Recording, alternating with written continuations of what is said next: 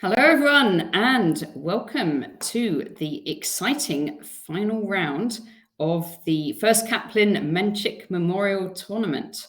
I'm joined by two heroes of English women's chess, International Master Harriet Hunt and Women's Director Aga Miluska. Hello, welcome, both of you. Aga, did you want to... Good to see you. Hi. Did you want to say a bit about the tournament, Aga, before we start? Absolutely, yes. Hello, everyone. And we are speaking from the Mindspur Center, which is amazing venue for all our actually events. It is the third norm title event for the women in England. And we are extremely happy that we have actually involved 7 different countries in the tournament. We have already secured 2 titles norms, which is the one Ukrainian player Kamila Hryshchenko. She secured her WIM norm, and Lanyao, who is still playing, and she secured the WGM norm, which is still chance for her to get the IM norm if she's gonna win this round, which is extremely exciting. Yes. The games, they are absolutely amazing. The level the women they are playing here is incredible. I'm watching the games and I literally love it. That's why we were wanted to prepare the tournament like this. Tournament is of course in memory of woman world champion Vera Menchik, which she died in the 1944. And we wanted to, in her memory, to organize the tournament because her death was on the 26th of the June, which is today is the unfortunately the anniversary. Tournament wouldn't be possible to organize, of course, without help of the people, help of the sponsors, which we have quite few people involved in this, which I'm very grateful for it, because the women, they can really enjoy the tournament. They can meet some of them they didn't see for quite a long time and compete. It's really high level of the players, and we are extremely happy to have women, from 7 different countries. Then we have as well Czech embassy helping around. We had a visit in Czech embassy the other day, which was really nice and honor for us to be invited and to be a part of it as well. We have a talk with ambassador, and possibly if the tournament will be repeated in future, the Czech embassy, they very lovely offer us to use the Czech embassy as a venue for the next tournament, which we are really, really happy with. Oh, lovely to make it happen. I will try. Yes, the big thank you is going to John Ashworth, who is the Caplin system. He is the official sponsor of our event, and without his help, it wouldn't be possible really to make it happen, even with all the things that we have around and subsidy. That was the most important one to make it, to put the stamp on the tournament and make it happen. Thank you to the Chess Trust, Friends of Chess, and as well Eva Rybkova from FIDE Women Commission, who directly they help taking the Ukrainian player to play in this tournament. Thank you to Chess and Bridge, who actually give us some special prizes like the books for the player. We have the book of Vera Menchik as well, funded by the Chess and Bridge, which is great.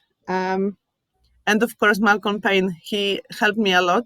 I wouldn't be possible for me as I have a big experience with the tournaments, but I still need some direction, let's say. And whatever I will ask Malcolm, he is always helping me to organize the thing and getting connect with the right people, which is really appreciated because it is needed for the women in England. We need some support, we need the help, and only if we will connect all together, it is gonna work. Thank you, Natasha, to coming today and yesterday for doing the commentary. We really appreciate. Thank you, Harriet, and thank you to Matt Ball who did the commentary with you yesterday. and we know you are actually at the seniors as well. The England is doing very well.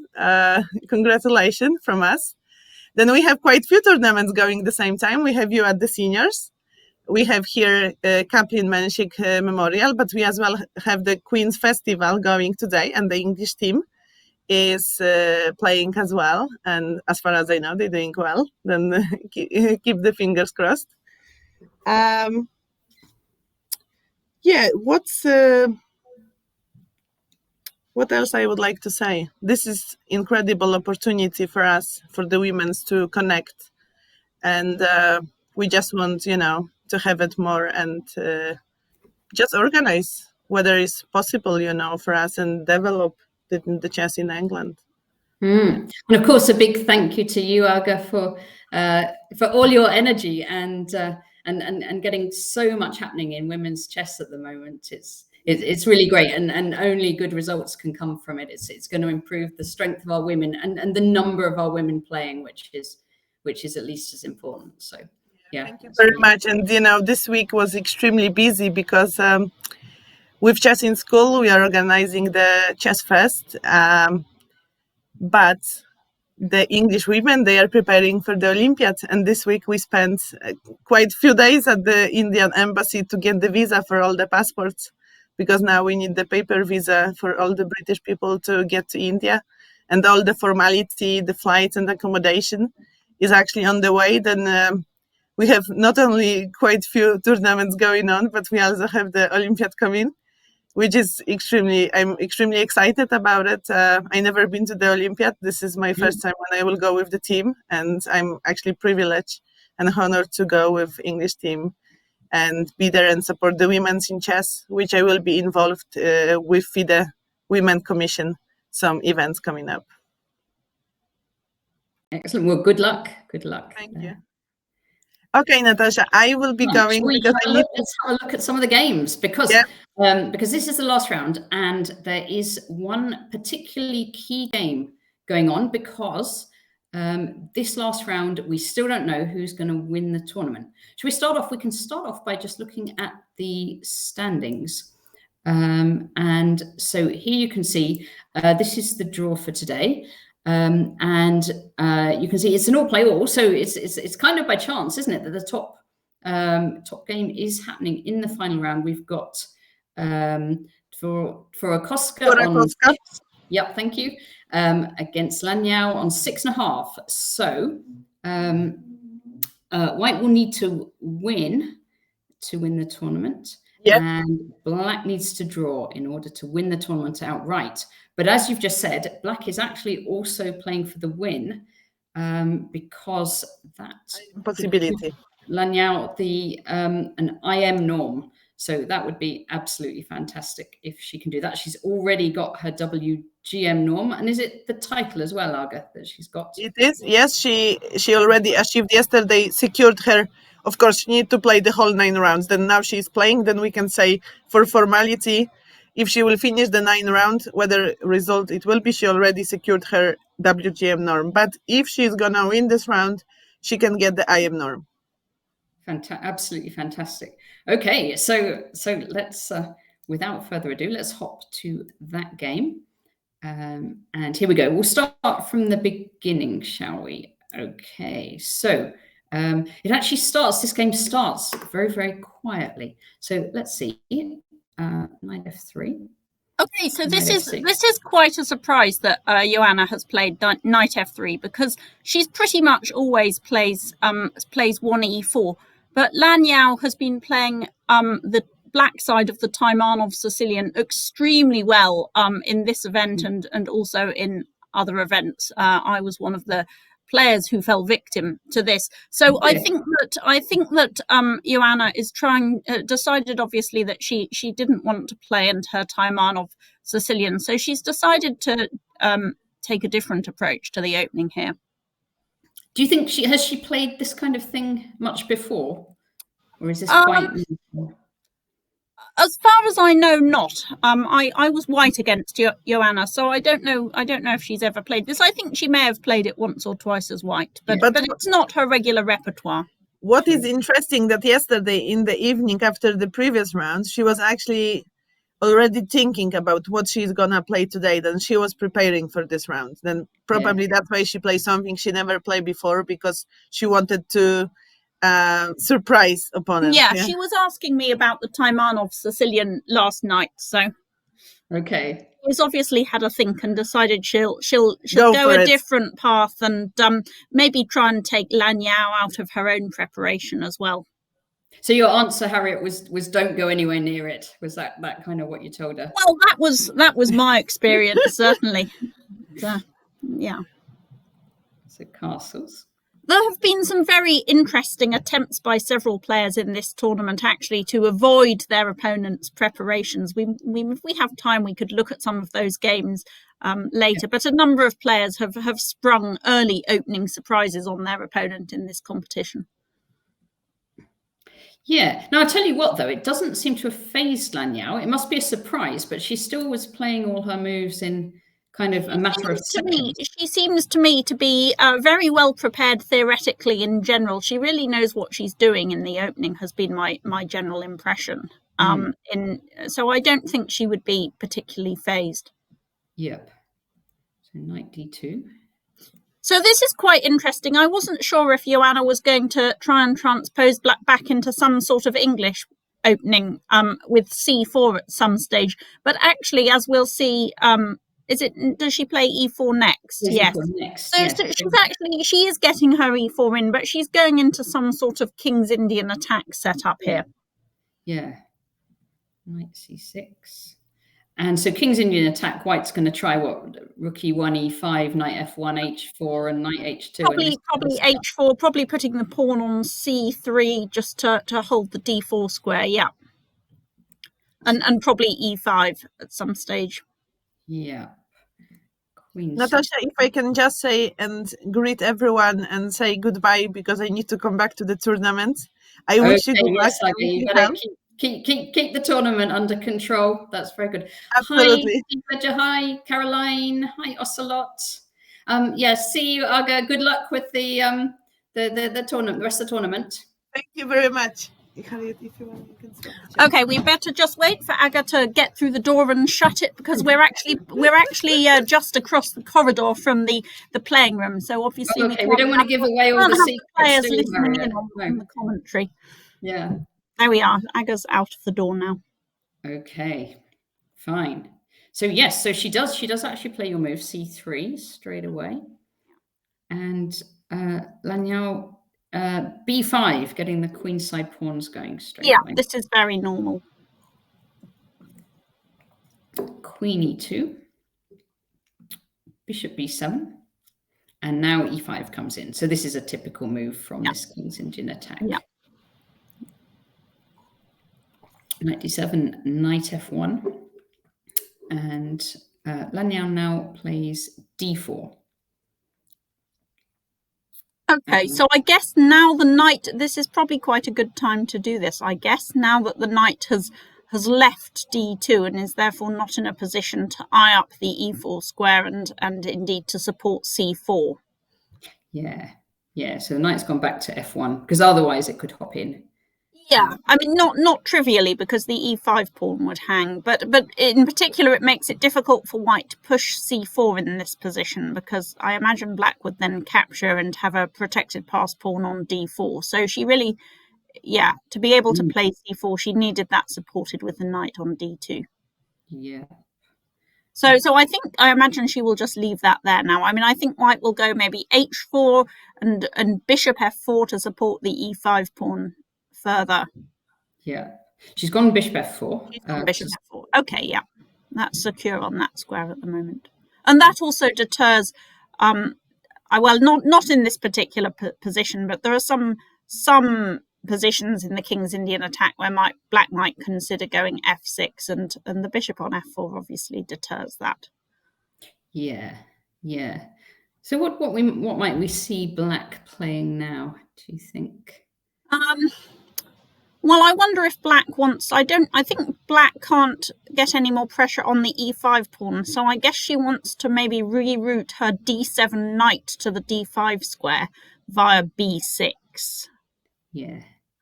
and hassling both that bishop on f4 and also the c3 pawn. But should she do that? Should she do that right away? I mean, I don't know if white is thinking about exchanging on d, or putting a rook on d1 and on c1. Sorry, the queen's rook on c1. Oh, and that makes opening sense. up the c file. So the queen and yeah. So maybe she will do that. Yeah. So it's a kind of must-win game for both players, which is interesting because normally you'd, like in these games, you'd have one player or the other going for the win and the other going for the draw or whatever, but they're both. Yeah, I mean, I imagine that Lan would be more disappointed if she doesn't win the tournament than if she doesn't make. Oh, okay, she's captured on c3. So maybe she was worried about. I think she was worried about the opening up of the c file. Yeah, I imagine she would be more disappointed not to win the tournament than not to make the IM norm, which is always a bit of a lottery anyway. Yeah. Yeah. Okay, so first IM norm, presumably. I think it's her first IM norm. Yeah, I think it would be. Fine. So I guess now she's going to try. Okay, so she's going to try and weaken white's queen side further here. And again, this is probably a good moment to do that now. The knight is further away from c4 than it was a couple of moves ago. Yeah. So white's d3 pawn is going to be left weak. This is now what's white going to do here is white going to push c4, which clamps down on the d5 square but leaves black with a long-term pawn majority on the A and B files. So if white did go c4, I'm just going to play the moves, play it on the board. C4 here. It kind of. What about just like knight d4? Because doesn't black want to swap off these light squared bishops? Well, the question is black's going to be end up with that dark squared bishop. Yeah, that one's not too exciting either, I suppose. No, but I think this is probably quite a good idea for black, especially because white. So after knight takes d4, c takes d4, for example, either with an exchange of bishops on b7 or not, then white can't reroute their knight back to d2, very quickly because. Oh no, I was just wondering if g5 would win a piece, but actually white has queen g4, so maybe. Oh, let's see that. Okay, so what's Harriet saying? This knight here. Yeah, g5. Try and win a piece, but queen. Yeah, okay. No, that's just. That's. Yeah, I mean, it's still not so clear actually because black can play. Yeah. You're getting the evaluation bar very excited there, Harriet. Yeah, I am. It's quite frightening to be watching the evaluation bar in real time. Let me see if I can switch that one off actually. Right, does that one? Is that going to do it? I'm quite nervous doing this commentary, by the way. This is the first time I've done one of these sorts of things, so I'm very glad I'm doing it together with you, Natasha, with all your vast experience. I've done a lot of commentaries, but you can make sure the chess moves are right. Well, I don't know. It's surprisingly hard to do it on a screen. I think I see much more when I'm watching the games kind of live with the 3D pieces. So yeah. Well, you see, what we do is we make it up, and then if we miss something, the chat will very kindly tell us. They often do. Are you keeping an eye on the chat? I'm sometimes keeping an eye on the chat. Now, I haven't actually managed to get my chat open. We've got a mouse here that's on a sort of velvet tablecloth, and it's not being terribly. Oh, there it is. Right, now I can see the chat. Okay. Yes, we have Oslo and we have Caroline chatting. We have Caroline. Yeah, hi Caroline. Yes. Cool.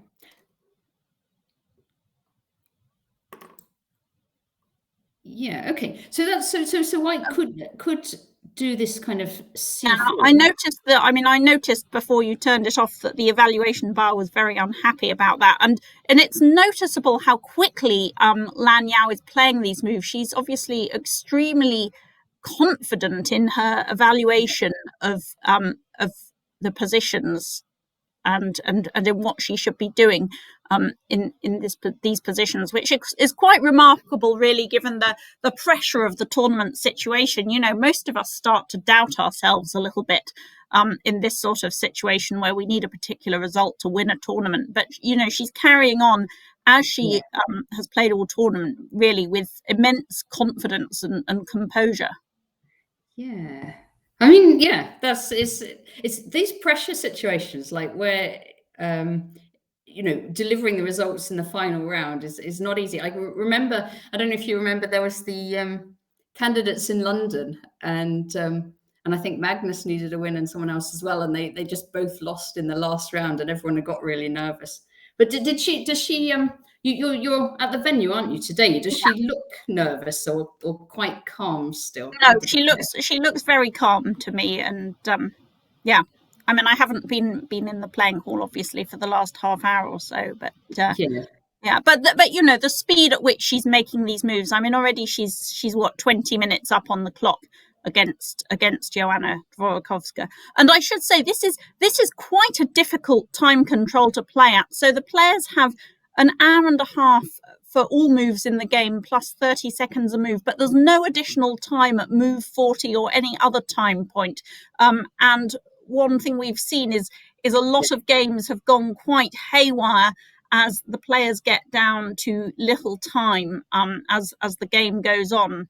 Really down to a few minutes, because there is no. You have to be quite disciplined, don't you, if you're not getting any time added on at move 40, or at least not getting into any complicated. The problem is, if you let yourself get down to a couple of minutes, then you are really then having to play at that speed for the rest of the game. You may know, and make split second decisions. And there have been a number of games over the last few days where the result or the position on the board has swung radically one way and the other in those critical last minutes, with players having to make very quick decisions in very complicated positions.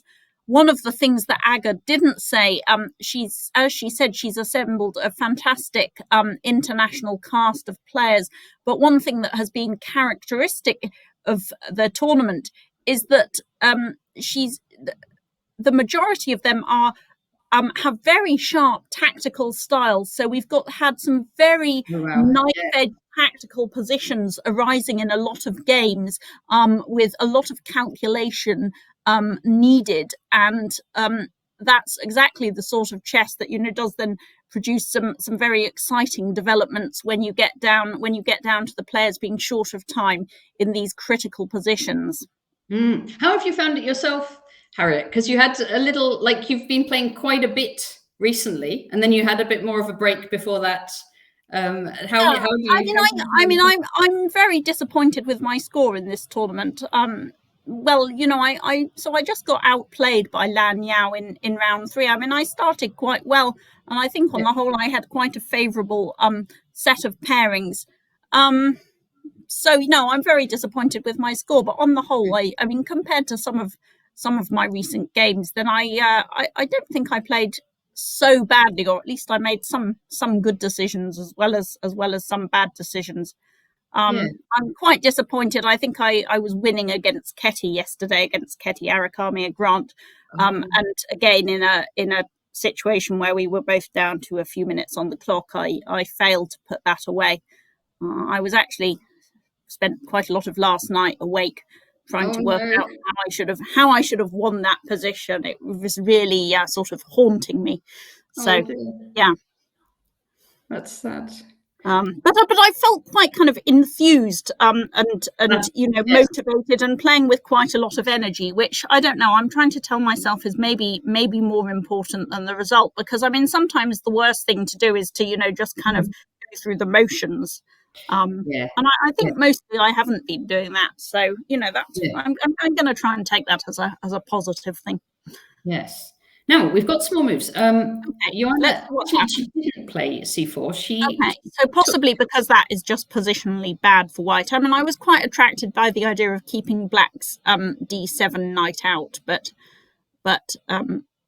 yeah, she obviously feels this is a better way forward. Yeah, and now Lan Yao has the choice of how to recapture. Yeah, I was just wondering about this. I mean, I suppose if she... Well, I don't know. I would have to say my first instinct was to take with the pawn. This was my first instinct as well, because I'm very keen to find a role for black's d7 knight in this position, and if we take with the pawn, then it can head towards the c5 square. Yeah. Or if white tries to go d4, then we can also instead look to blockade on the, I mean, either in this position or at some later minute, then we can look to blockade on the d5 square, and then black will try and play in the long run with her queenside pawn majority and against that backward d pawn on d4.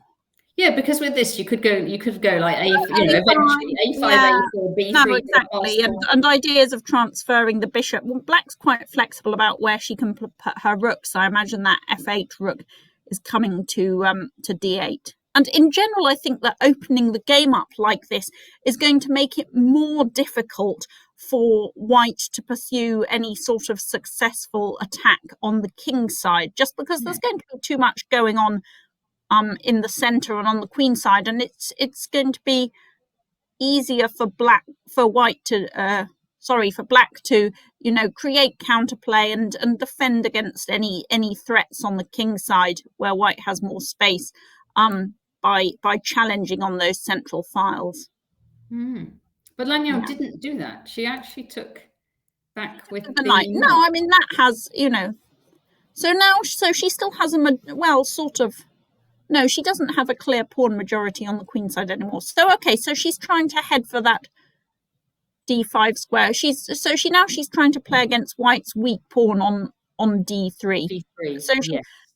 So and she can put a rook on the d file in order to do this, and possibly also her bishop on a6 once she's got that a8 rook off that diagonal. So maybe she can bring her a8 rook to d8. Although it has a range of options. I mean, it could also go to b8. Okay, yes. So if she does, if she's successful and manages to win this d pawn, then suddenly this c pawn's passed and really good. I don't think it's so simple because so Joanna has just put her knight on e3, heading for the c4 square. Yes. Which kind of I'm guessing, so I'm just thinking, suppose Lan plays knight to d5 now. Yeah. Then I imagine she doesn't want to take that. That will only help black's cause on the whole to exchange those pieces. I'm guessing she would go knight c4 here, try and clamp down on that c4 square and take the risk of let Lan Yao exchange those pieces on f4 if she wants to. So Lan might take on f4 if you do. Might take on f4.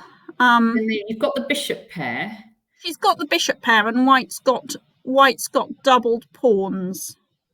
Yes. And of course, if black here could go, say, f6. If white then took that and rook takes, then white's king side. I mean, it's double-edged because that e6 pawn is also weak, but white's king side is looking very unhealthy here. Yeah, like queen f4's threatened, for example. Yeah, well, yeah. In fact, that f4 pawn is just looking quite sick, and also, I would be quite worried about that rook coming to g6 and the bishop and the rook combining. I don't think for a minute she would capture on f6. Actually, if that were to occur, I think she will do something else. Because a minute ago we were thinking it would be white. If anyone was going on the king side, it would be white. But now this looks like black's getting. Yeah, I mean, knight takes f4 really changes the structure. But it also, it also mixes it up, and I would guess that maybe Joanna is not so happy with the outcome of the opening at the moment. I mean, I think I'm being slightly influenced here by what your evaluation bar was saying a few minutes ago. Oh, well, it's gone now. It could be saying anything, Harriet. Because it's actually quite a fickle evaluation bar, this one, I've noticed before. Oh, is it? Okay, yeah. No, I was watching it on the 4NCL a little earlier, and it was certainly being incredibly fickle there. So, well, some exciting games from the 4NCL today that I was watching before checking in here. Yeah.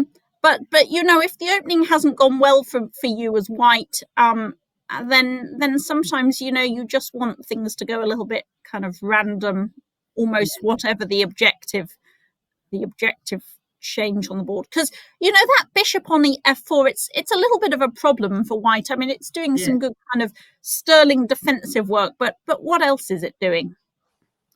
It's true, it's just kind of defending that pawn on e5, and other than that it's kind of sitting there. And I guess actually what white would probably like to do, if white could have two moves in this position here, I imagine I imagine she would think about playing knight c4 and bishop to g5 to try and change off those bishops, those dark squared bishops, and that would give the knight a lot more influence over the d6 square. But of course she can't do both those things. No. And the problem so what if she tried the other one then? What if she tried yeah, well, that's going to leave that e5 pawn very weak. Very weak, isn't it? But it's not so simple, because let's try it here. Okay, so what can we do? It's not so simple, because takes on g5,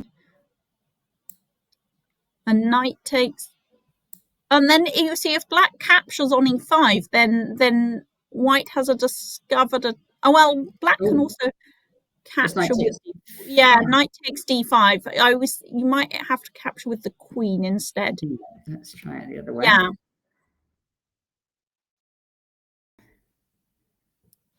And now, knight takes d5, but then she can play queen takes knight on g5. So knight takes knight, queen takes the other knight. That's right. Yeah. And then what? Then you can do a discovered. You can do a check. You can do, but that's just white's lost a pawn here, so then that's just trading pieces for black. White's kind of run out of wood. Yeah. You could go h4 though. Well, the queen can drop. You can, and hope for queen g6, knight e7 check, but I don't think she's going to fall for that. I think she'll just drop her queen back to d8. Worth a try. Hey. Yeah. Maybe in the junior tournament going on downstairs. Well, there's a fantastic junior tournament going on downstairs, organised by Lauren da Costa as part of his She Plays to Win initiative, and it's a great tournament. I was watching some of that this morning. There's about 50% boys and 50% girls in this competition. Very nice. And I'm really impressed actually by the standard of junior chess that I'm seeing. Especially as a lot of these kids, I think there are kids their age between about 6 and 14, and a lot of them have played very little over the board chess because during the pandemic, of course, there's been so much online chess and so little over the board chess for this new cohort of juniors. So it's really nice to see, and there's obviously a lot of talent out there, and a lot of talent, both boys and girls, playing. Because didn't we got I'm going to not remember exact details, but didn't we have 2 champions in the Europeans, under 7 girls and under 7 boys? Yes, both I think that's right. Yeah, and at higher ages as well. Yes. Was it Badana? She won the. Badana won the yes. Yeah. Was that was the World Schools Championship? I think, wasn't it? Yeah. Yes. Yeah, cool.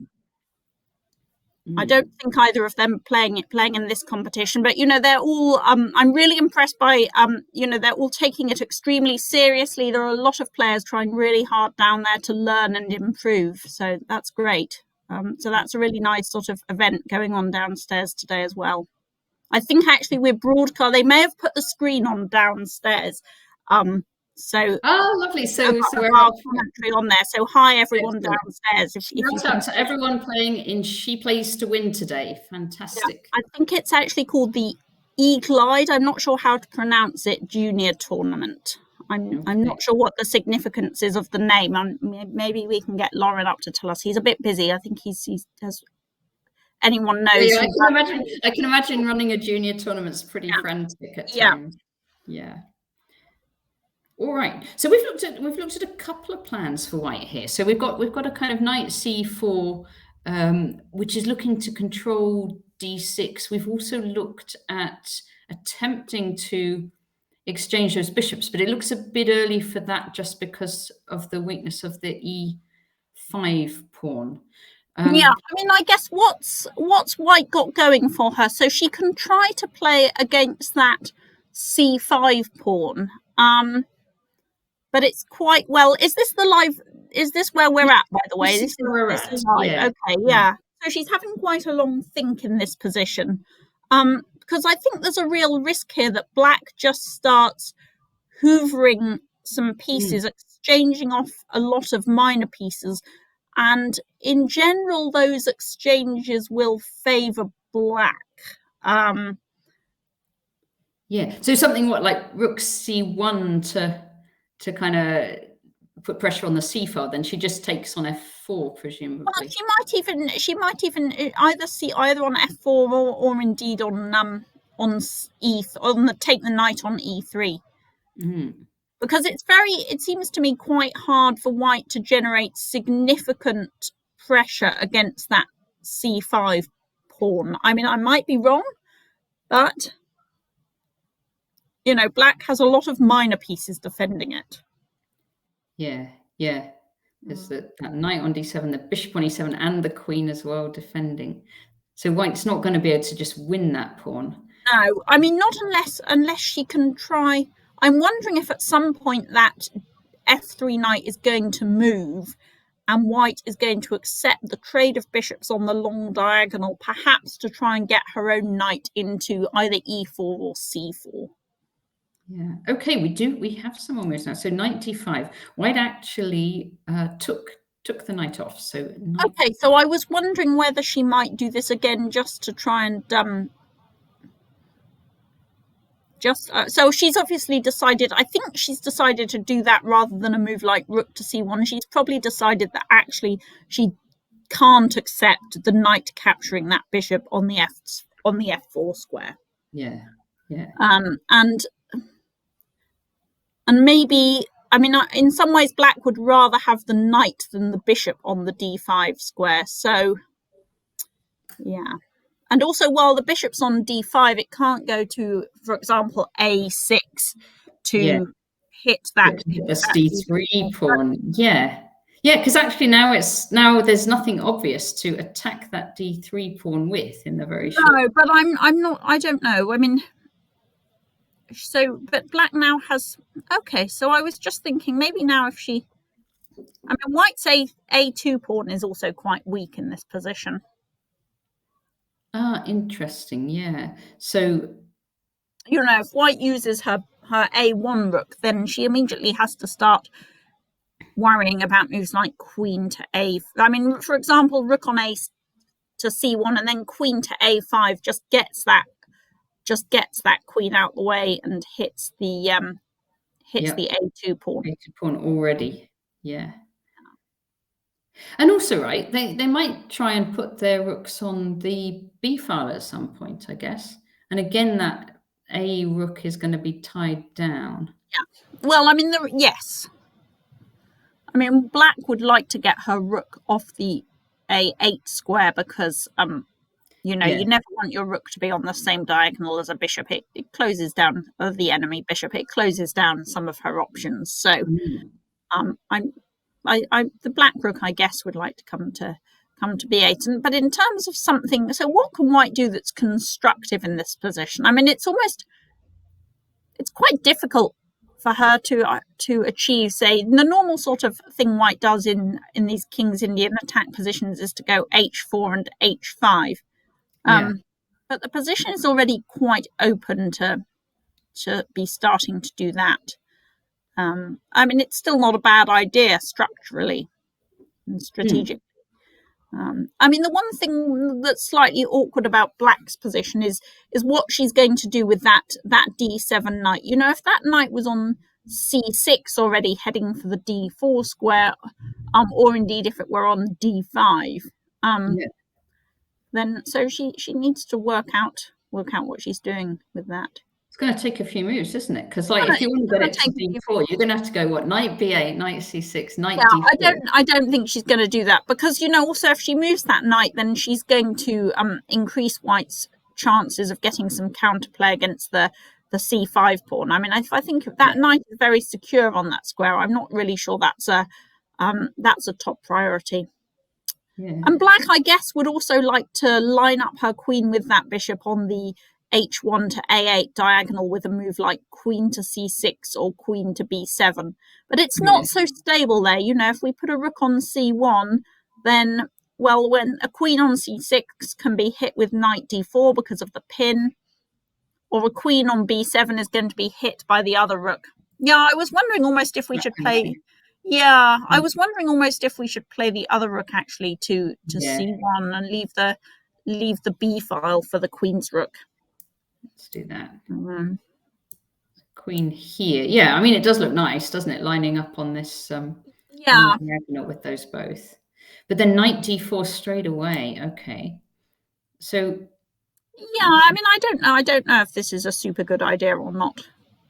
No, I think it is. I think this would be unwise for Black to allow, because she's going to have to leave the defense of that bishop, because if queen to b7, then it gets hit by the other rook on b1. Okay, and the point is that then when White changes bishops on d5, then the knight will leap into f5, and then White suddenly does have chances of an attack on the king side. Yeah, it feels like things have turned around a bit, doesn't it? Yeah, no, I don't think I don't think she's going to meet a move like rook to c1 by leaving her queen or keeping that queen on that c file. Yeah.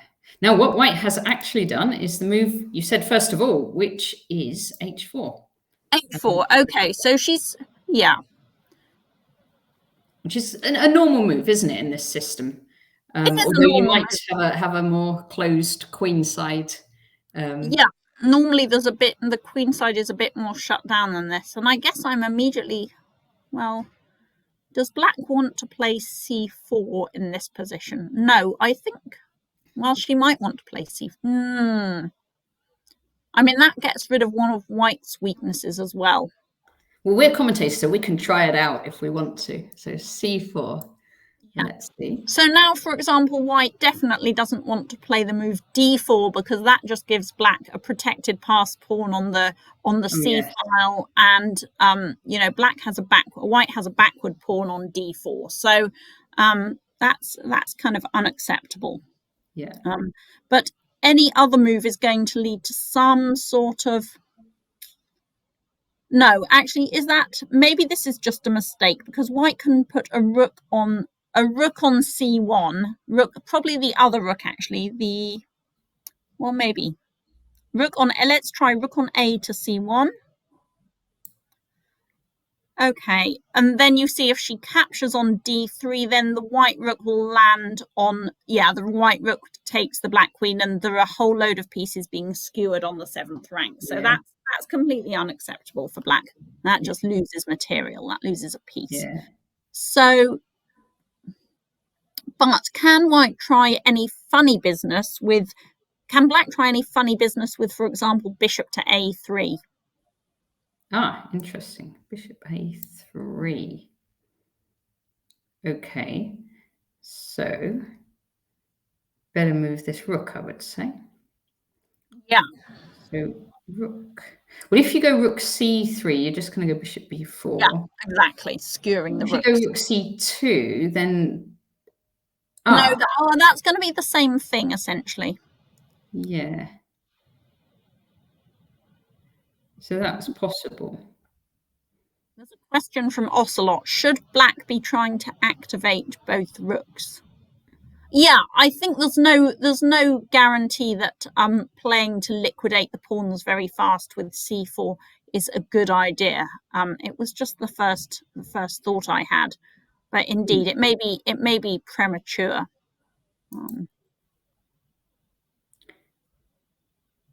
Yeah. Okay, so sort of because all our lines we're looking at getting rooks onto the c file, and then sometimes we're having trouble with this for black with the queen just being lined up there. Black could alternatively, so say what about just like a quieter move like rook b8 or something like that? b8. Okay, so I am guessing that white is going to plough on with h5 in response to that. h5. I'm guessing. Yeah. And probably black should stop the advance of this rook pawn at some point. So they will usually go h6. I mean, that would be a very normal structure. And then white can, try, but then white will probably start trying some sort of tactical tricks. I mean, probably even maybe moves like queen to e3 and then king to h7 is the sort of move a lot of us would play, even if it's not necessary right now, just to cut out the sacks. And then white may even lash out with g4 here.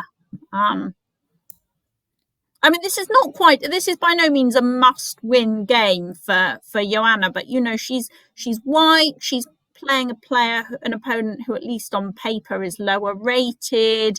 Yeah.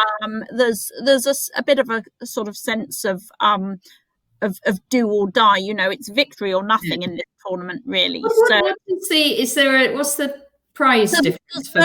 There's no prize money in this tournament. So the title players at least have received appearance fees to play, and thereby providing norm opportunities. So there's no prize money at stake here, which of course changes the dynamic of the last round at all. Because if there was prize money at stake, then the players will factor that in, because eating is as important or more important as titles and trophies. So. But they're playing for the honor. They're playing for the honor and for the size of the trophy. There are some nice shiny trophies I've seen in the other room through there, which the Caplin Systems chief sponsor, is going to be presenting later this afternoon. Oh, wonderful! Very nice. Yeah. Okay. Fine. So. I mean, I don't really believe white's attack here, but as I say, it's the sort of thing she might go for if she's. Is that her style? Do you know enough of Joanna to know? She's quite a sharp and aggressive player, and I have quite a poor score against her, actually, and this would exactly be her style. I mean, I think I would say actually her score in this tournament is a little bit flattering to her. She has won at least one game against one of the back runners in the tournament from a position where she was completely lost, and has had on the whole quite a torrid time against some of the lower rated players. So she's wriggled out and got some victories, but her play has been quite up and down this tournament. She like me actually has also not played so much chess for a number of years. She's kind of returning to the game after a number of years where she played almost no competitive chess at all. So she's very sharp. She's a very aggressive player, but also a little bit rusty. She's a similar year as you, is she? She's exactly the same age as me, yeah. In fact, we've spent most of the tournament kind of reminiscing about various competitions we played in 25 years ago. So very nice. Yeah. And she's played for the Polish team in many, many Olympiads and European team championships in a very successful medal-winning Polish team. Yeah. So she's sort of very experienced in this sort of situation. She'll. But I actually wonder, because I don't know about you, but whether if she hasn't played for a little while, she'll actually be the more nervous of the two of them, getting into a final round. I'm not sure she will be nervous. I think she will be a bit disappointed probably with the way that this opening has turned out for her, sort of thinking. Yeah.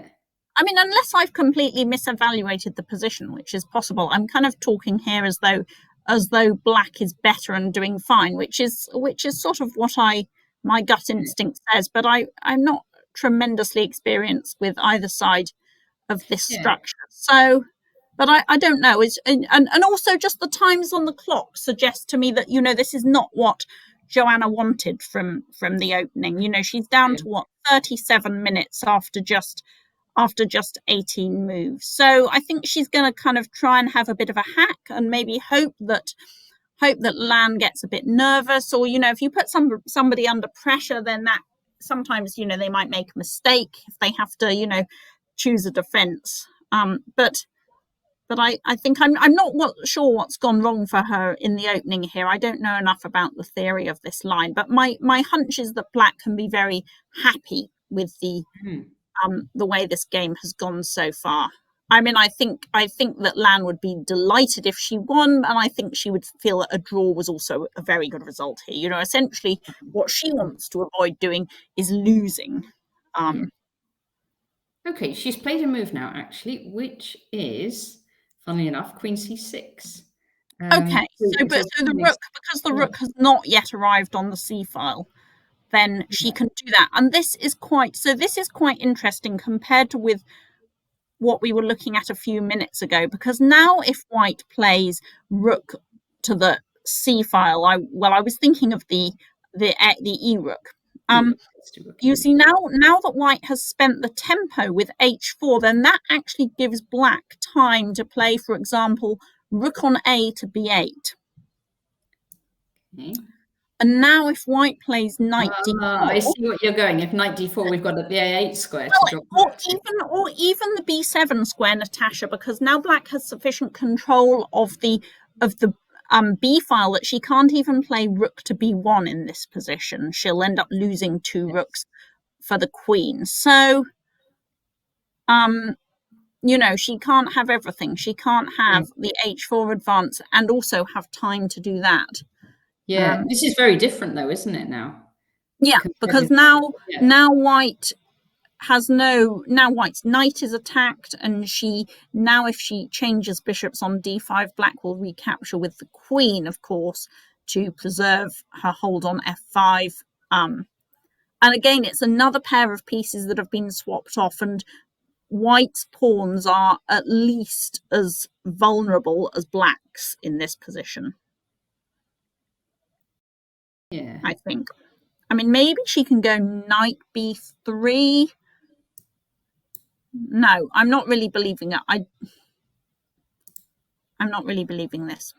This is not what white wants at all. Yeah. Because her bishop on F4 is not a great piece, other than defensively, but it can't really leave the F4 square without abandoning that E5 pawn to its fate. So no. I guess you don't play knight D4 unless it's actually working. Of course she won't play knight D4. I mean the one exchange that black doesn't want to make is to just give up that bishop on D5 for the knight on F3 and let white's bishop take over the diagonals. So I'm still looking at this, from a few moves, like Lan Yao's decision from a few moves ago about the taking back with the knight of the pawn. And I'm still looking at but I could be quite wrong, but I'm still looking at the pawn on C5 and thinking I'd have preferred it on B4. Yeah. But I mean, this is very acceptable for black, this position. Yeah.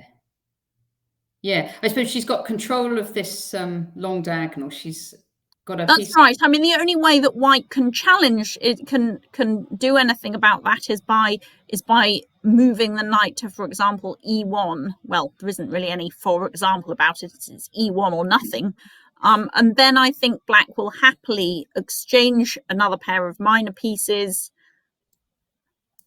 Now that knight is returning into the game via e3, but again, I can't see any, white's pawns are at least as weak as black's here, and black's rooks are at least as active. So yeah.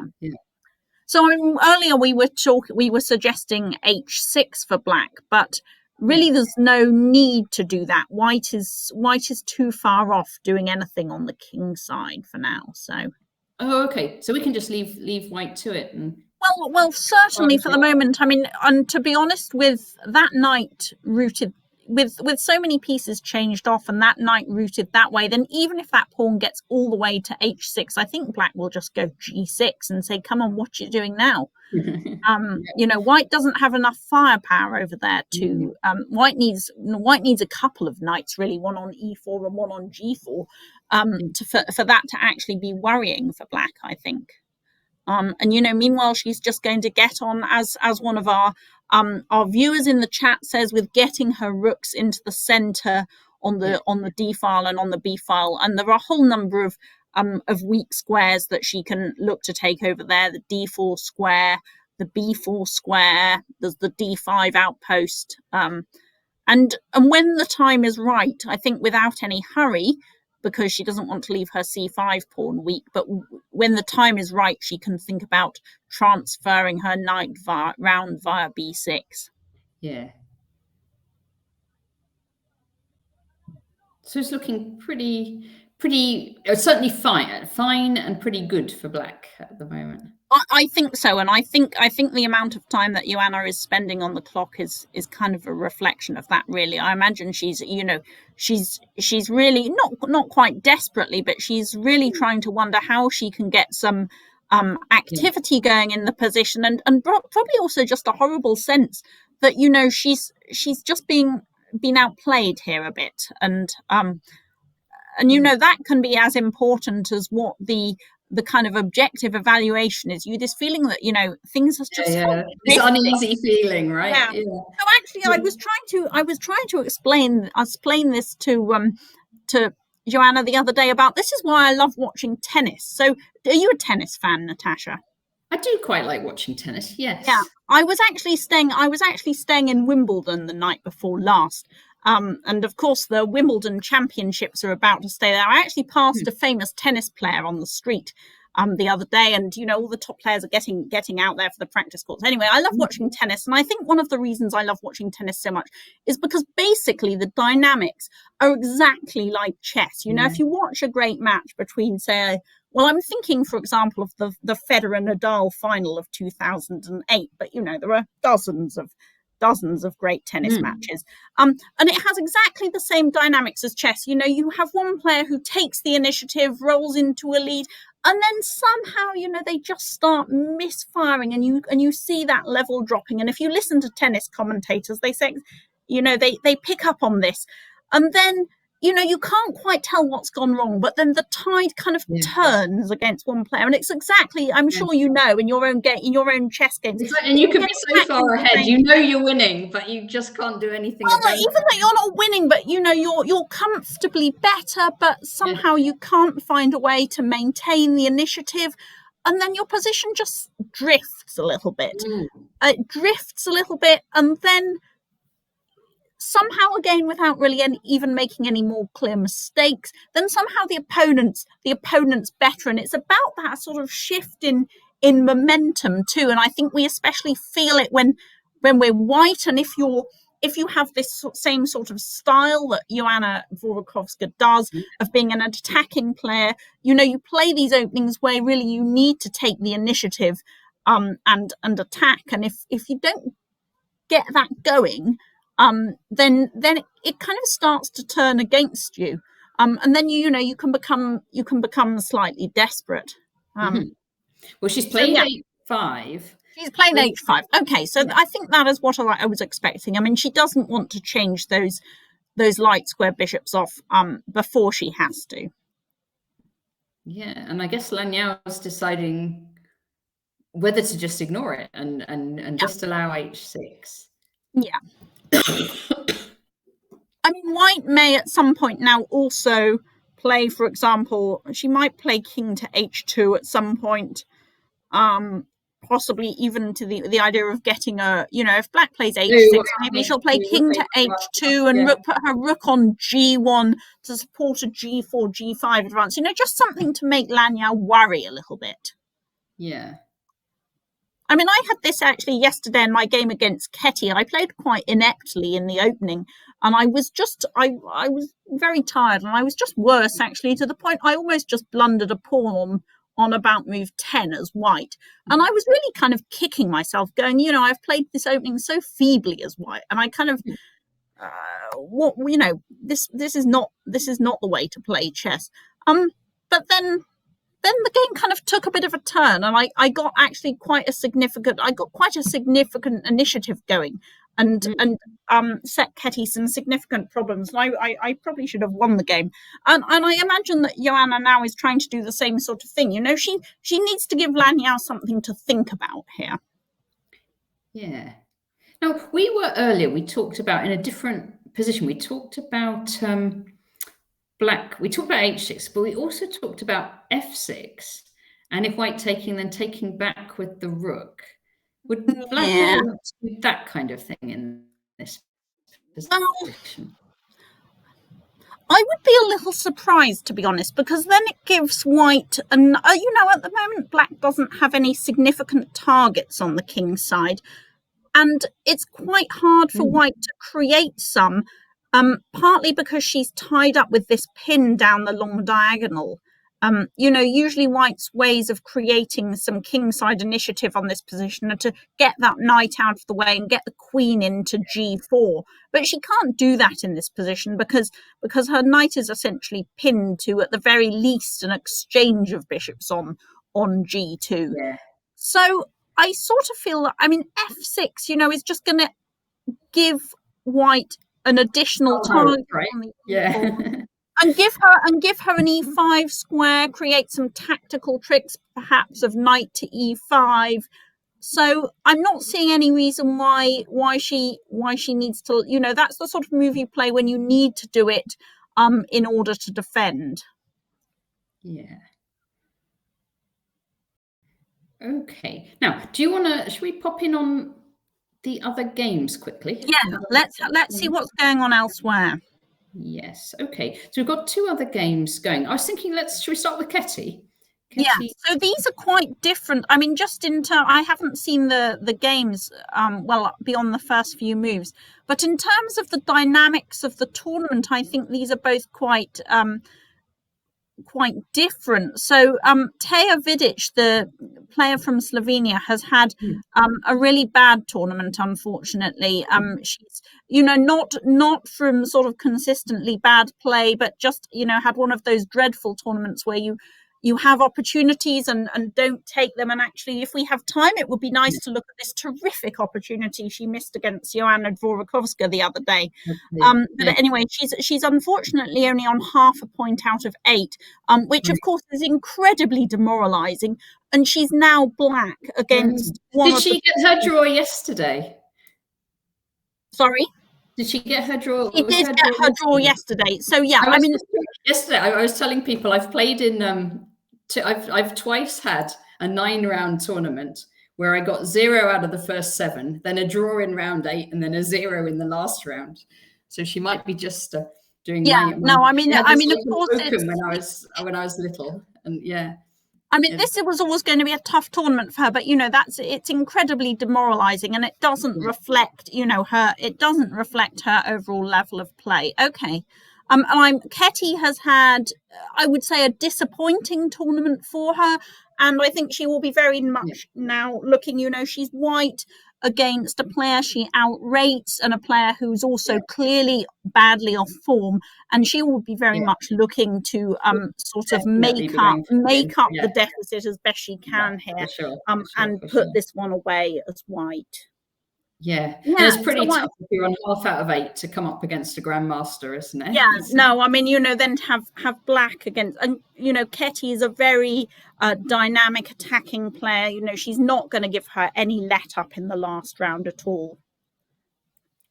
Yeah, I noticed the other day when I was preparing for Taya that she plays this opening sometimes as black. I don't actually know what the variation's called.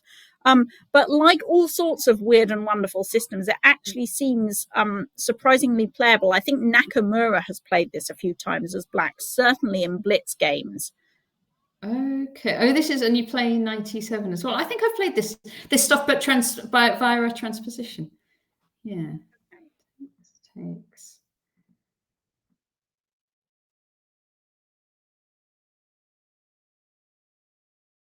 Okay, isn't it? Okay, so yeah, it's some sort of Lopez where black concedes the center early, and then is going to generate some play with c5. I don't know. I can't remember. I did look up some of the theory the other day, but I'm not on top of it. Takes. Yeah, I think I saw it after this point and was already a little bit worried about. I mean, I really just glanced at it, so I was already a little bit concerned about Taya's position, though possibly without any justification. I mean, is White going to go knight to d5, for example? Is White threatening knight to d5 already?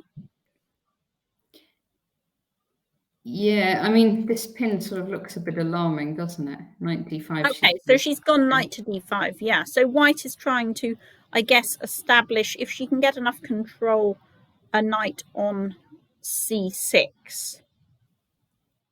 Yeah, and so, yeah, black took. And it's very hard for black to, break the pin with g5, because that will, after the bishop retreats, that's going to open her up along the long diagonal. That queen will come to d3, and she's going to be in presumably a lot of trouble leading down to the h7 square. I'm guessing.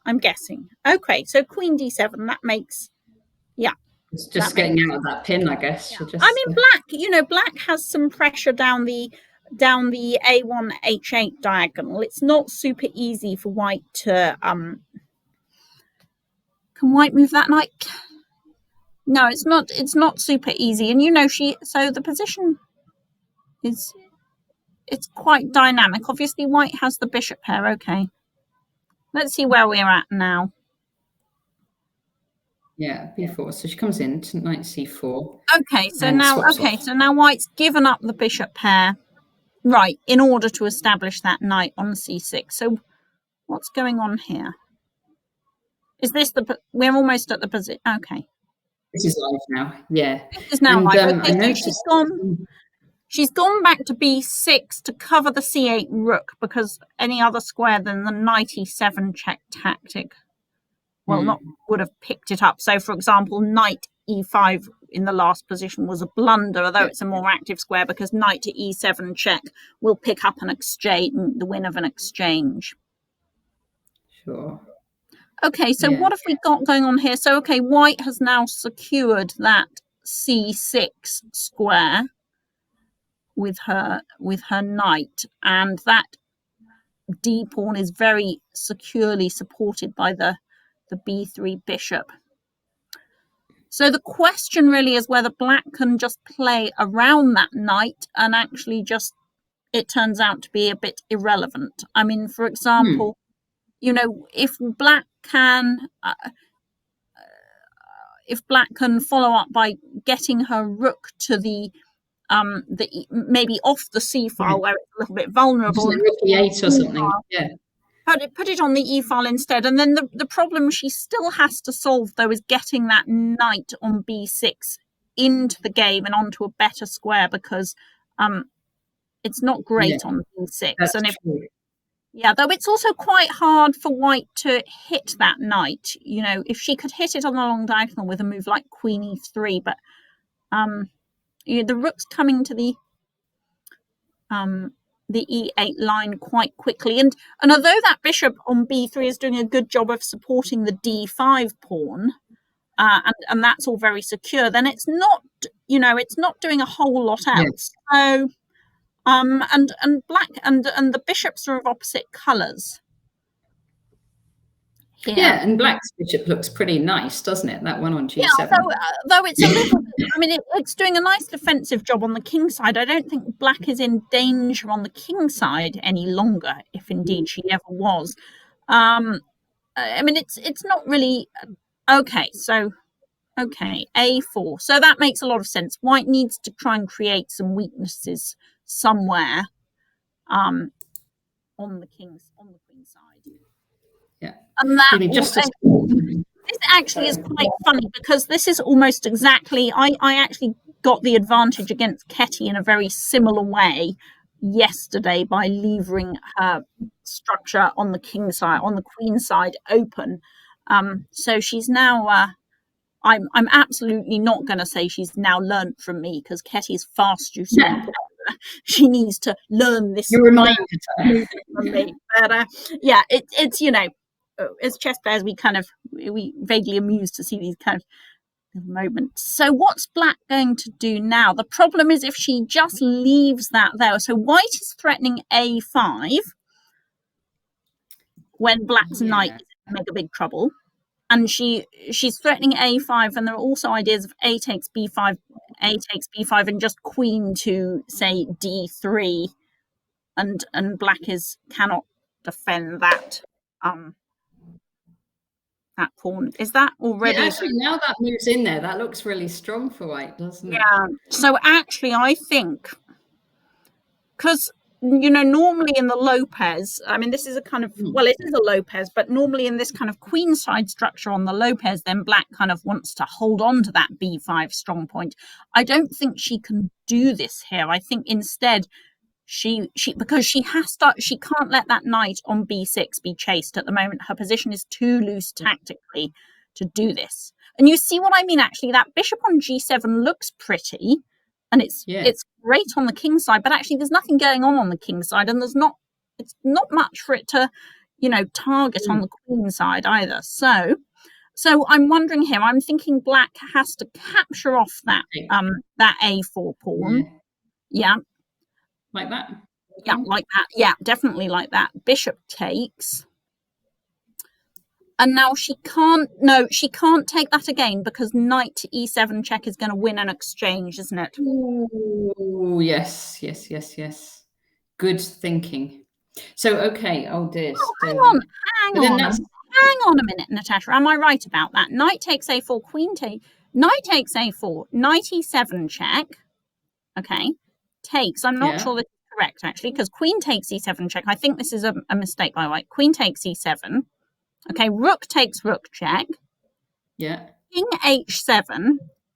And now queen takes A4. Oh, the bishop suddenly becomes useful. No, this is a disaster. Queen E1 check, followed by queen E1 check, followed by bishop to E5 check. Yes, counter-attack with that bishop. Good grief. You're absolutely right. No, and that is that's not what white wants at all. So after knight takes E4, she should avoid trying to cash in on the exchange, taking the exchange straight away, and she should just take back with the queen immediately. Okay. Yep. So queen takes. And now you see white is hitting the pawn on A6, and that is actually very difficult for black to defend. So we're now threatening the knight E7 check tactic, because we have an extra tempo. We've already taken the knight, and I don't see a way for black to defend that pawn on A6. For example, rook to A8 and then just B5. Ooh. I mean, that must be... That's horrible. Well, is it horrible? I mean, unless she can just go queen to B7 here. Queen B7. Now we've got that rook out the way. Right. So, if white takes, we just have rook takes. That's because the king can tuck itself, so long as we don't lose any other pieces in the interim. The king can tuck itself away. Well, or can it? Can it tuck itself away on H7? I was just thinking pawn takes pawn, rook takes pawn, knight e7 check. You see, if rook takes knight e7 check, and then if we play king to h7, queen can e8. white go queen e8? Does that cause a problem, or does that cause a problem? You see, we're threatening queen to g8, checkmate, and we're threatening queen takes f7, aren't we? Yeah, we are. Yeah.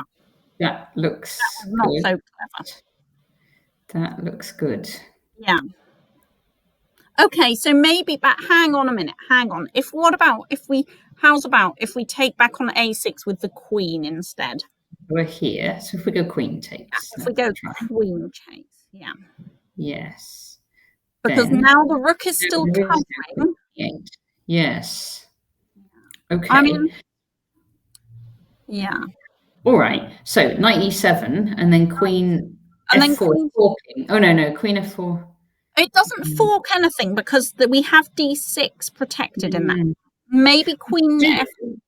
But oh gosh, there's still this bishop's going to come into it. I was looking at rook c6 is coming in. I'm going to put it on the board. Knight here, king here. But queen f4 is going to be a bad idea, I think, because oh well, wait, no. Okay, so we've got this is attacking. That's attacked, yeah. I think we better defend it with our rook, don't you? Rook f8. Yeah. Let's do that. And I don't really want to make a loosening move like f5. So okay, so what if I do go then? Now I will go check on the a1. Right, and I might have to just come back. But that's not so exciting because you can just go back. Well, I could go back, or I could even play, say, queen to e5. I would probably play queen to e5 in that position. You do that. Yes. I don't know if white has. That's not the way to. I mean, does white still have an advantage? I'm not convinced. I mean, it's not the way to go about winning the position as white. So what I can tell you is we've got some more moves. Okay. Let's see, because yeah. Takes and bishop takes. Okay, so what my first thought in this position was let's leave the knight there and go, say, queen to b7.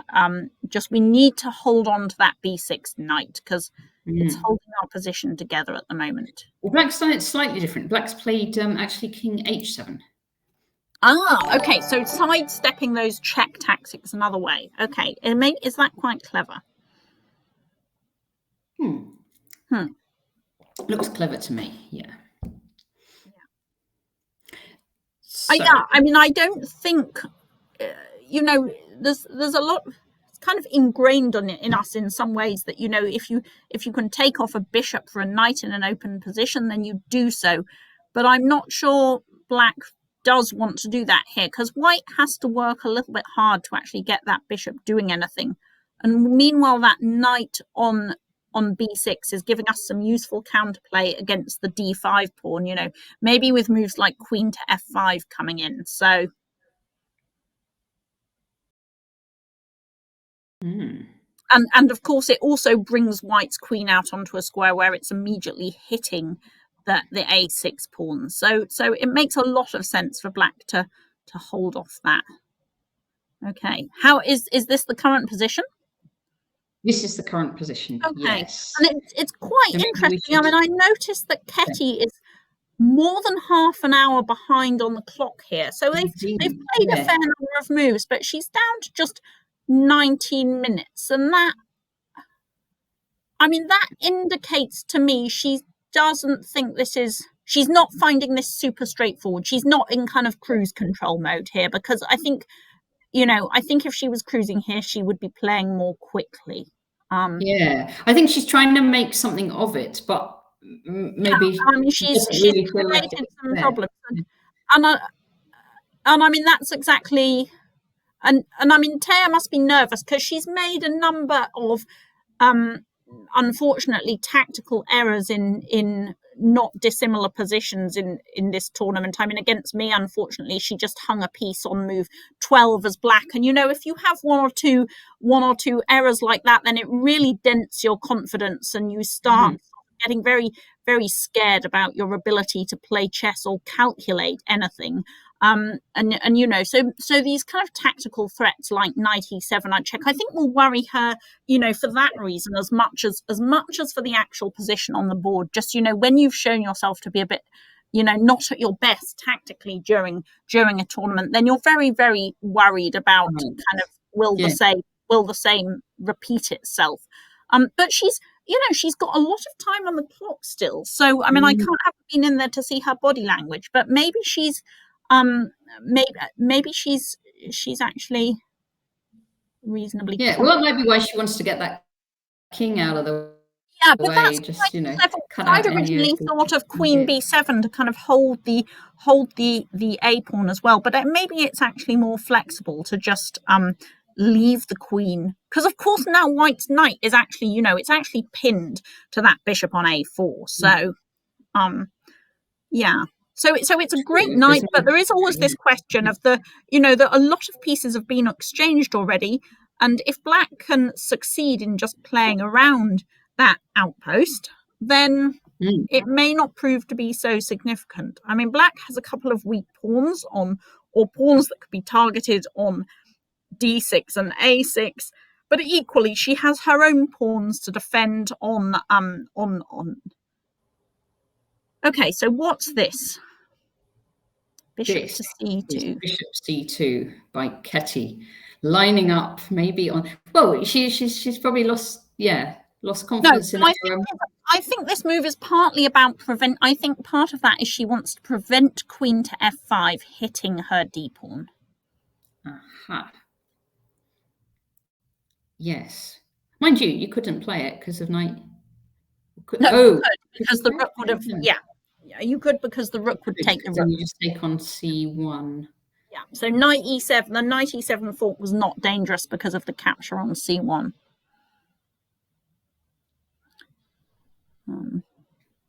Because that was actually the square that queen was looking at. And we can just point out here that superficially, then white has black has a tactic: knight takes d5, queen takes d5, something takes c6. But this would be a blunder for black. That's the even worse way of doing it, because if bishop takes g6 check. Okay, so the knight is defended indirectly. Okay, and white will win an exchange and go on to win that game. For example, yes. Very good.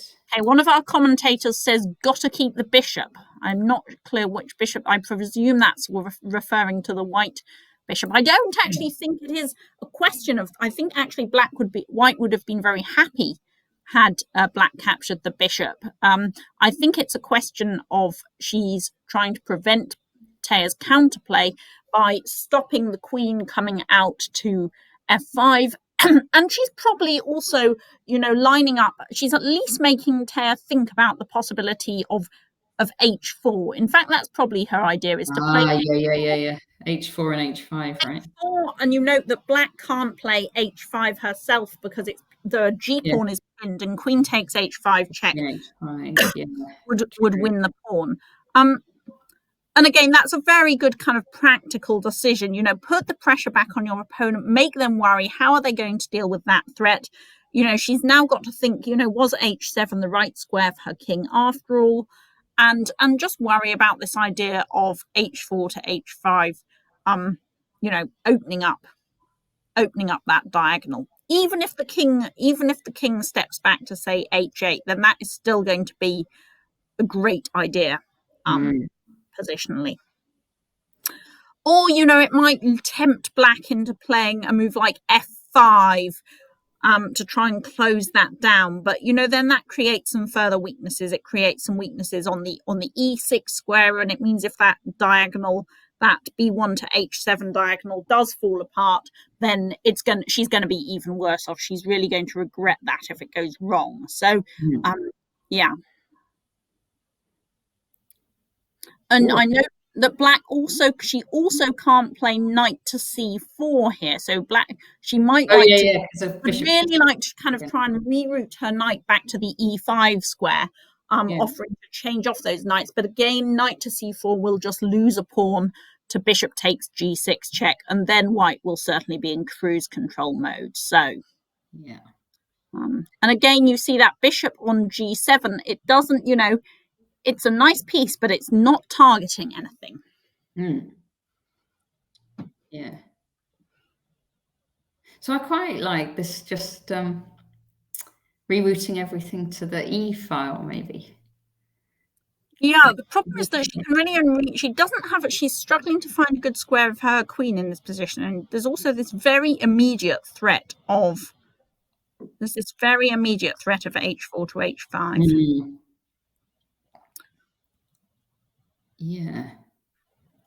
It's funny, in some ways you feel black ought not to be so much worse, but maybe she is. Yeah, the knight on... It's not happy. g6, yeah. It's not happy. All right, let's head back to the board one, just see what's happened. Let's check in there. Right, now where did we get to before? Let's see. Okay, so some things are clarified with the rooks at least. So h5. Yeah, and Lanyao we were talking about rook ab8 and she did play it. Okay. Okay, and then rook ec1. Lining up on that c file, and then Lanyao came in with rook b4. Okay, so that cuts out any tactical tricks with knight d4 altogether. Oh yes, because rook can now just take. Yeah. Rook c2. That also, of course, prepares to double rooks, which she's now done. Yes, so we've got black doubling up on the b file and white doubling up on the c file. So white's a2 pawn is reasonably secure for the time being, at least, because she has that doubly defended. And, those rooks are some way from actually hitting the c5 pawn, which is pretty secure at the moment. But at least they're kind of, they're looking in the right direction. They tie down black's pieces a little bit. Yeah, and so Lanyao's put these rooks on here. We were talking about whether white was going to try and do something on the king side, because this h pawn's up to h5, and we thought. Yeah, I think she has to be a little bit careful before playing h6, because there's a risk that just becomes an additional weakness that I'm sure black will respond with g6, and then there's a risk whether that just becomes yet another weakness she has to defend. So I think she'll probably hold off from that. I mean, I wonder if she might play moves like bishop to e3 just to tie down.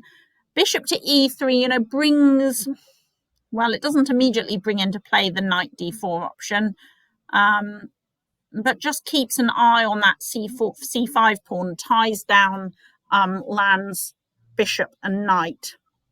Yeah.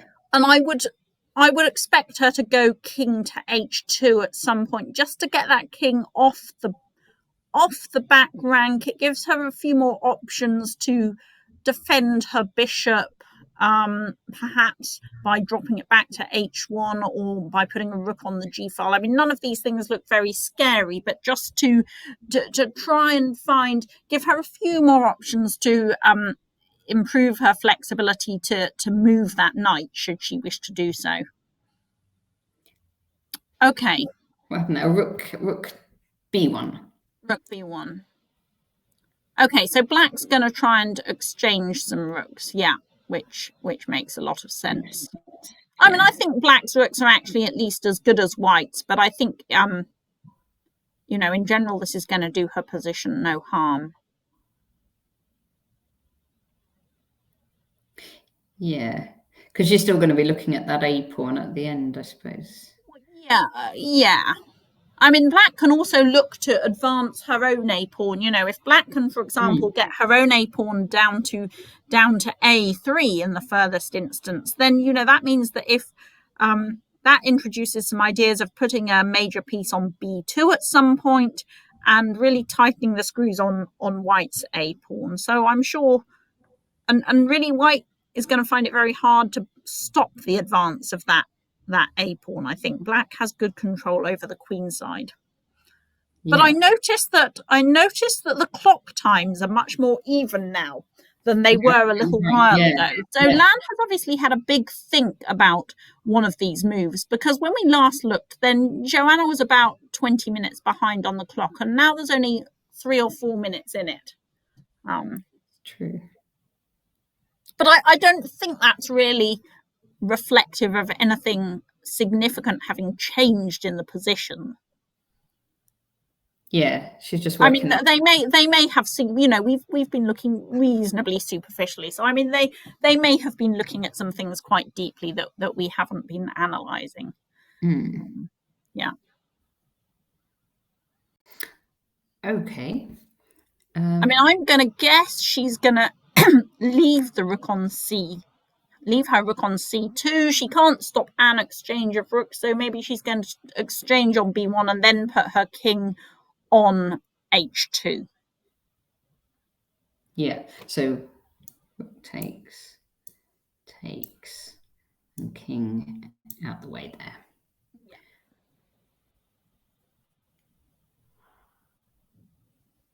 This sort of looks quite even to me. Yeah, it probably is quite even. I think on the whole, I would rather be black, but yeah. So maybe it's now's the time to get her a pawn going. So a5. Yeah, I mean, she can still think about whether she wants to go h6 at some point, really, which also cuts out any sort of potential back rank options. What about knight d4 now comes back into? Yeah, that also comes. I mean, I just noticed, she has to be a little bit careful about checkmating ideas on h1, not immediately, but I noticed that after, for example, bishop takes g2, which doesn't work incidentally, but bishop takes g2, knight takes queen on c6. Yeah. Bishop takes, oh no, not rook h1 check, because bishop takes that. And I mean, actually, this is nothing for black. This is not good enough, because white can go f3 here to to close down that diagonal. But you just have to be a little bit aware that there are these ideas in the position, even if this one is some way off working. Yes. Okay, we do have another move. Okay. Which is knight d4. Yes. Okay. So so something's without the rook exchange first. Without the rook exchange. Okay. Well, obviously now she's not going to get mated on h1. So where is that? So she's taken the rook on c1. Is that a move? She's taken on c1 check. Yep. Okay. And so presumably white will recapture. I'm guessing she'll. Yeah. I guess with the rook, though, not certainly. I mean, could be with the bishop. Is there an argument for taking with the bishop and possibly? Yeah, it's quite difficult tactically to reroute it to a3, because of course she's got all her pieces hanging at the moment, and there's a risk that not now, but after the queen moves, that there's a risk that something will land on b1, the rook or the queen pinning that bishop. So,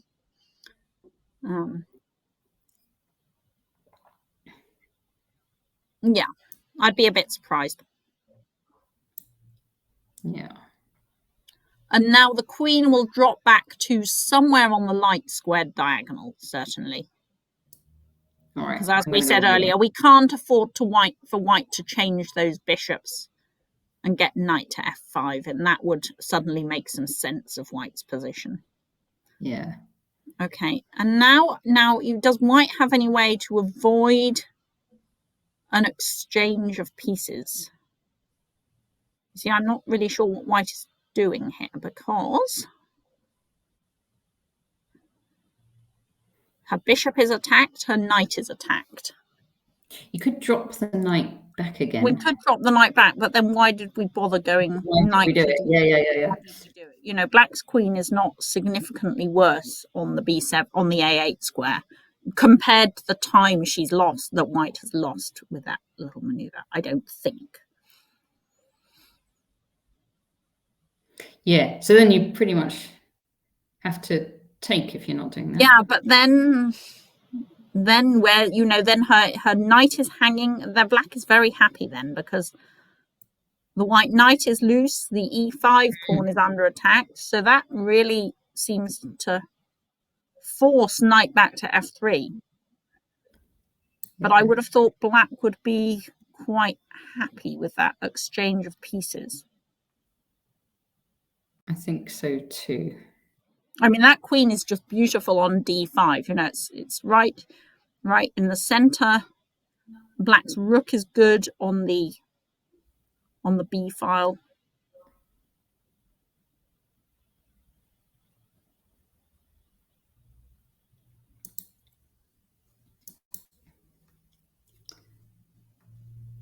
Yeah. Okay, so let's look at rook takes, which and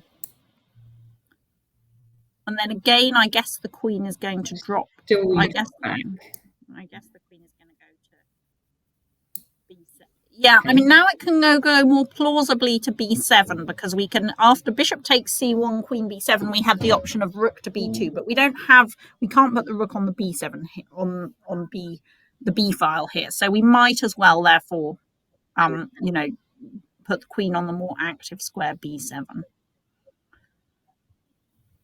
Okay, so now at least she does have her e5 pawn covered better. So I mean, that would give her the option, for example, of exchanging bishops and going knight to b3 in this position.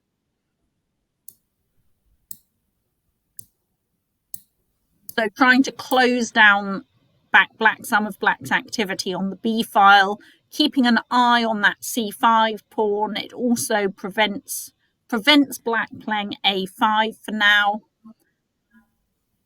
And we have some ideas ourselves of maybe knight a5 to c4. Yeah.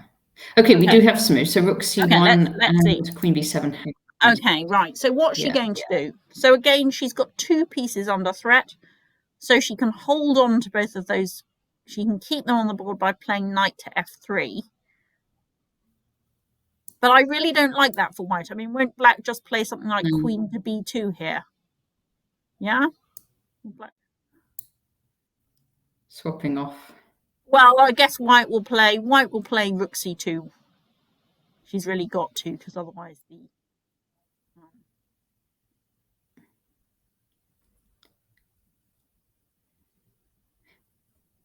Now, Harriet, I can hear you only some of the time at the moment. Oh, dear. I don't think anything's changed. That's fine. That's good like that. Okay, good.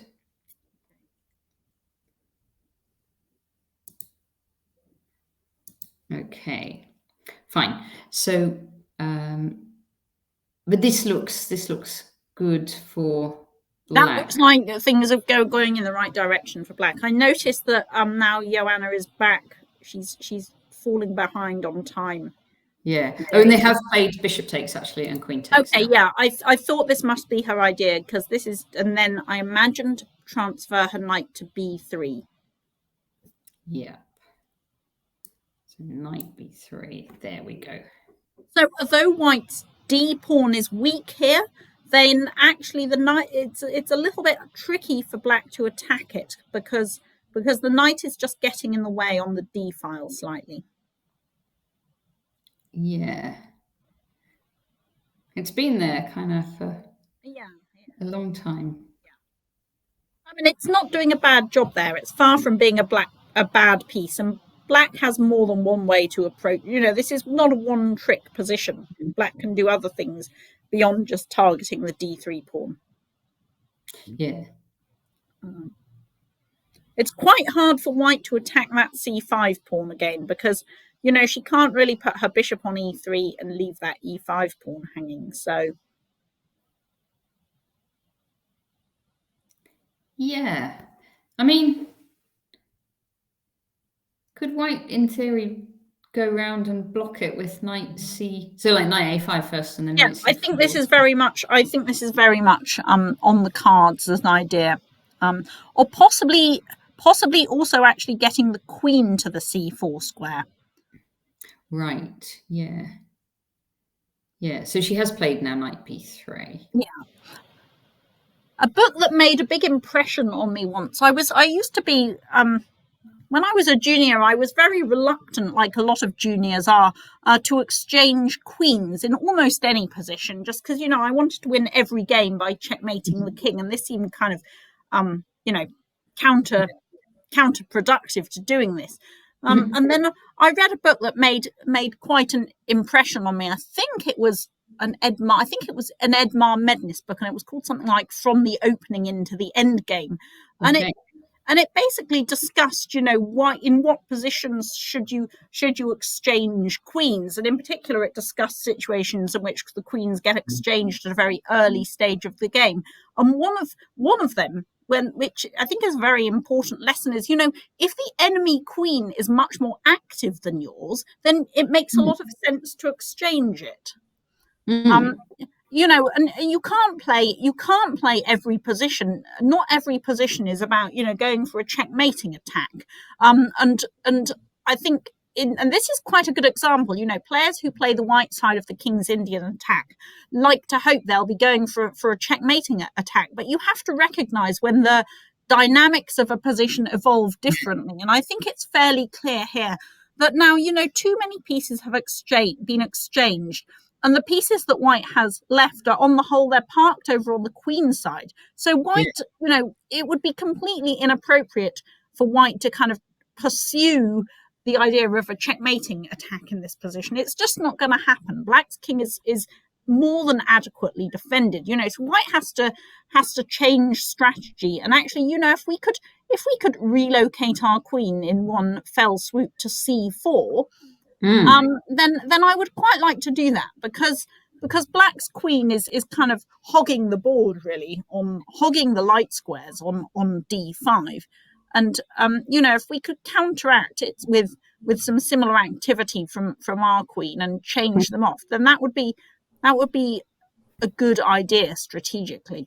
But when you start to understand things like this in chess and become less dogmatic, I will not exchange queens because I want to checkmate my opponent in every position, then you become a much stronger player. When you realize that you need to play the position and not play consistently to some single style that you have in mind, then that's one of the times when you make a real leap forward in your understanding of chess.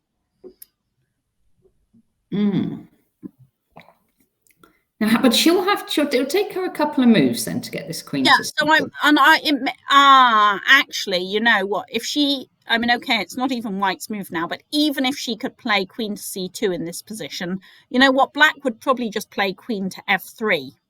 Yeah. Oh. Yeah. When that h5 pawn is starting to look a bit feeble.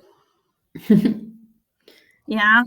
Yeah. And then white would have to defend it probably with, h6 would be technically possible, but probably with queen to d1. But that's a much less satisfactory square for white to exchange the queens on, leaving her with a passive rook on d1. So you could do it like with rook c4. Do it the other way round. We could do it with rook to c4 and then perhaps queen to e4. Of course, if we put our rook on c4, there's a considerable risk Black will just hit that with knight to d5. Knight to b6, and then the knight has gained some time to head towards the d5 square, which is one of its preferred destinations anyway. So, yeah.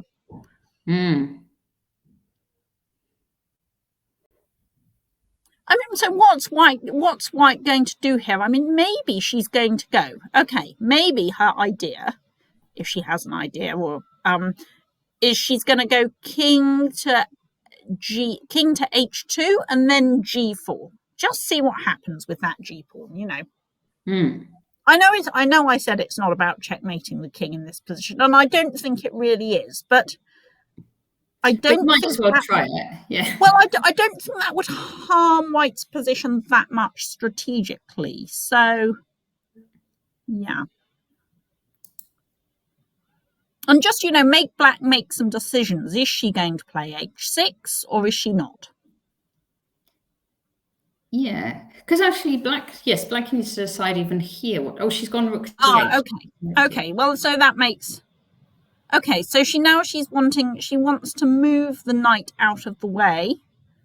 Yeah, and get but the before she does that, she's going to line up her rook with the d pawn so that the knight move comes with gain of tempo on the d3 pawn. It's still not clear it will actually she will really be threatening to take it, even if black could have an extra move knight to b6 in right now, because even if she could play knight b6 and queen takes d3, white could change queens and then take the pawn on c5. So yeah, and that's even allowing black 2 free moves in this position. So yeah, the back rank is a little bit uncomfortable for black, because at some point, if these pawns on d3 and c5 do get exchanged, and there's a number of ways that might happen, then she's got to watch out for her back rank. So then she is going to have to make a decision. She's not going to solve the back rank problem by playing g6, because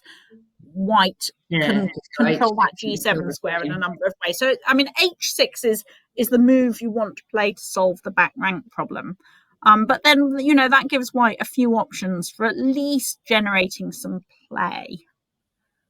What's white going to go here? Maybe she'll go queen to e3.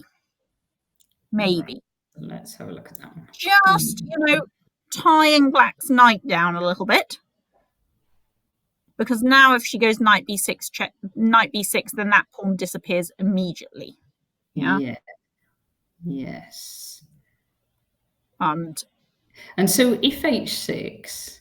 And if h6, well, white is not going to sacrifice that bishop there, because she doesn't have the attacking force to do that.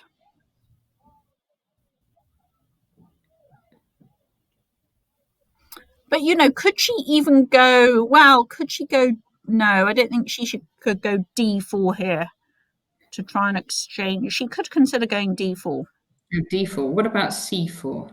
Oh no, sorry. Okay, no, I'd forgot my queen was no longer on e2. Yeah, I wanted to play that move. No, forget that. Bad plan. Okay. Or she could go. You see, now if she goes knight to a5, then the problem is she removes the pressure. No, she can't go knight a5. a2 is hanging, and she's taken away too much pressure on the c5 pawn.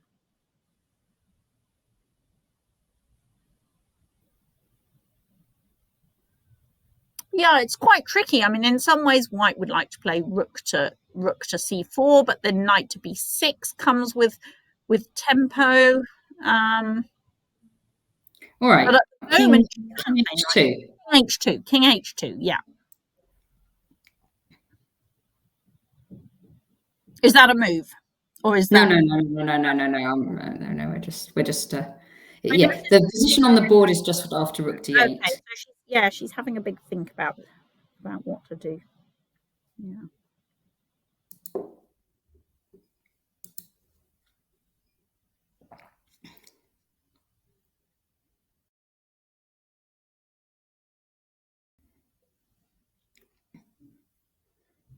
Right.